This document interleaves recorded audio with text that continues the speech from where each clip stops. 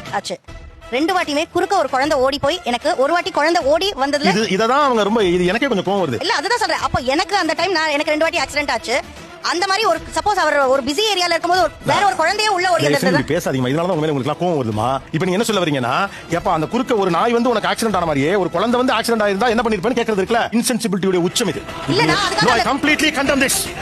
I completely condemn this.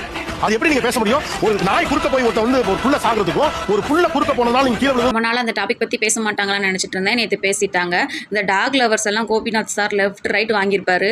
Talk lovers நாயையும் மனுஷனையும் compare பண்ணி பேசிட்டு இருக்காங்க. நாயை குழந்தைன்னு சொல்றது, பைக்ல போகத்துல நாய் குறுக்க வர்றதும் ஒரு குழந்தை குறுக்க வர்றது ஒண்ணுன்னு சொல்றது ரொம்ப ஓவரா போறீங்கடா. உங்களுக்கு நாய் பிடிக்கும்னா காரை எடுத்துட்டு சாதாரண மக்கள் வாழ்ற இடத்துக்கு போய் அங்க இருக்கிற தெருநாயெல்லாம் பிடிச்சிட்டு போய் குளிப்பாட்டி உன் வீட்டு பெட்ரூம்ல வச்சுக்கோங்க. கவர்மெண்ட் கிட்ட நான் ஒண்ணு கேட்டுக்கிறேன். இந்த டாக் லவர்ஸ் எல்லாம் நாயை பத்தி ரொம்ப கவலைப்படுறாங்க. அதனால இந்த டாக் லவர்ஸ் எல்லாம் ஒரு 10 நாயை தத்து எடுத்துட்டு அவங்க வீட்டுல போய் வச்சுக்கிறதுக்கு அனுமதி கொடுங்க.